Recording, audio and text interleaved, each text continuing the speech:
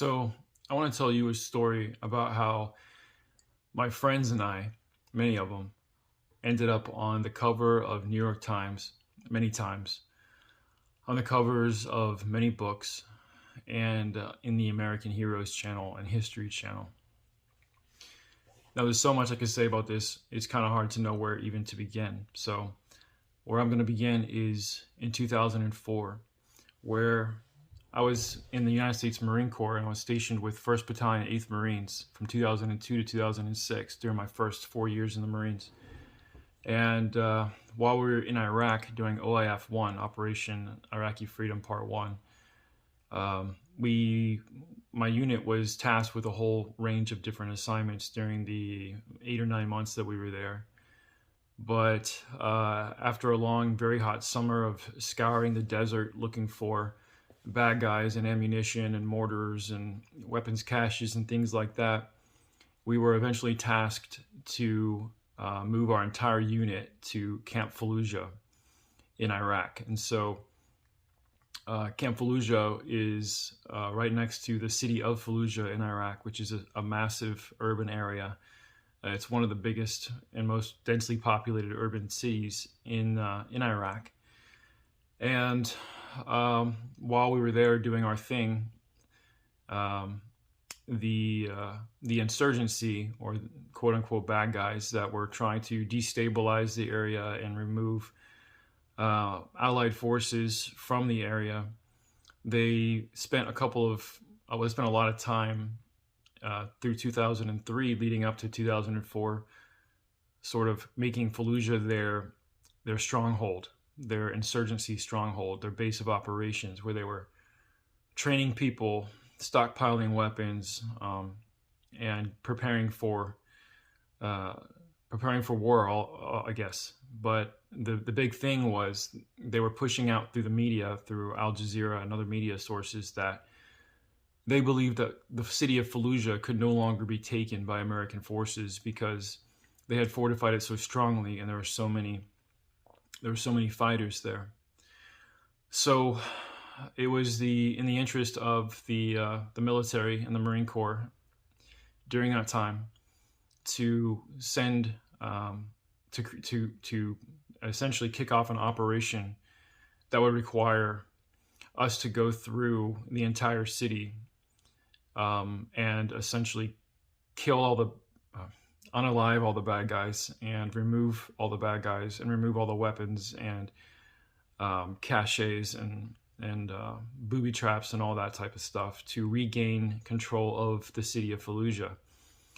For the highest ranking people, it was not just a strategic decision as a matter of security for the American forces and Allied forces, but it was also a political move because the enemy forces were making a statement that this city could not be taken since it was too strong and it was now the base of operations.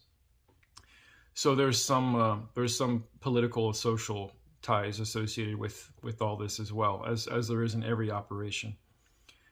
This ended up becoming known as Operation Phantom Fury, which ended up being the largest urban battle of the Iraq War. It was the largest house-to-house city fight since Hue City, Vietnam, which was a historic battle in Vietnam. It was also the first time they lowered the rules of engagement, or otherwise known as ROEs, to such a low extent to where the Marines and the Army, who were also there, and Special Forces, and Chris Kyle, all those guys who were also there, they were able to essentially shoot on sight anyone that was there. And the reason why, there's so much information that I can pass here, but prior to the battle actually starting, they kicked off a huge campaign where they were dropping leaflets all over the city and announcing everywhere on the radio that if you don't want to die, then you need to leave Fallujah, the city of Fallujah. The Americans are going to come through and they're going to kick every door and they're going to clear the city out.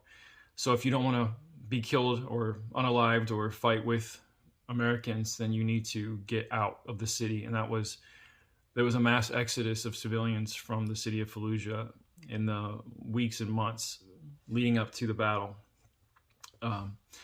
Actually, there was two battles. The first one was in April of 2004. That was the first attempt that the military made to go in and take Fallujah back. And the Marines there was really not enough support. And the Marines there, among others who tried to push into the city initially in April 2004, took way too many casualties and losses and were essentially pushed out and were not able to take the city the first time. That only bolstered the sentiment of the insurgency that the city couldn't be taken, and that became more well established in their heads that they beat back the American forces, and the Marines weren't able to come in and take the city. So from April to November of 2004, there was a huge sort of like Cold War between the United States military and the insurgency in Fallujah, where during that time they continued to build up the city and fortify it. They built machine gun bunkers, booby traps, sniper positions. They stockpiled machine guns and ammo and RPGs, rocket-propelled grenades, among many, many other weapons and things. They built fortified bunkers to fight from, and they set themselves up as what they believed was the city that couldn't be taken by Americans, and they just got stronger and stronger. Leading up to what's called Fallujah II, which was the battle I was involved in, came later that same year in November of 2004, where we decided we're going to do this once and for all. We're going to kick in these doors and we're going to take the city back. And this time, the American forces sent far more units. I think there was 5 Marine battalions, several Army units, and a lot of special operations units. And we had a ton of support, of course, from we had Cobra support, F-18s, Hornets, artillery, C-130 gunships, the newest and greatest unmanned aerial vehicles for reconnaissance and surveillance. We had everything. But leading up to the battle kicking off in November, they spent a month or so again leafing the entire city, telling everyone, get out of the city, the Americans are coming, and if you stay behind, you're going to be killed. So because that was so well established and communicated to everyone in the community, they lowered the rules of engagement for us, and they said, look, when you guys push into the city, we want you to unalive anyone who's in the city. Every person is a fair target. And we had specific objectives and buildings we were trying to hit. We were told to destroy all the vehicles that were driving around. If you were in the city and you were alive, then you were in great danger because of the just immense amount of military support that was sent into the city. I'd like to tell a lot of stories about my experience there and the things I saw there and other engagements and other places during my Marine Corps experience, but I just wanted to say that ended up becoming the bloodiest battle of the Iraq War to this day. We unalived over 2,500 enemy combatants, and we lost a lot of American lives as well. Just in my unit alone, Bravo Company, and our attachments, we lost about 52 people were seriously injured, 52 or 53, and then 13 of my brothers, my friends that I knew quite well, were killed in this combat as well.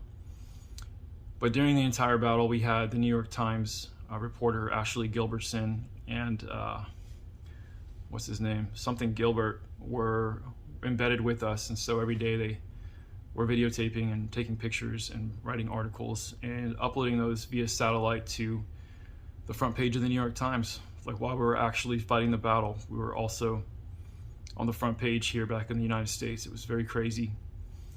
But I have so many things I could say about the battle, but at the end of the day, it became such a huge, immense, dangerous and deadly battle that there ended up being several documentaries about it, one of which I'm actually in, called 46 Days of Hell in Fallujah, which was on the American Heroes channel.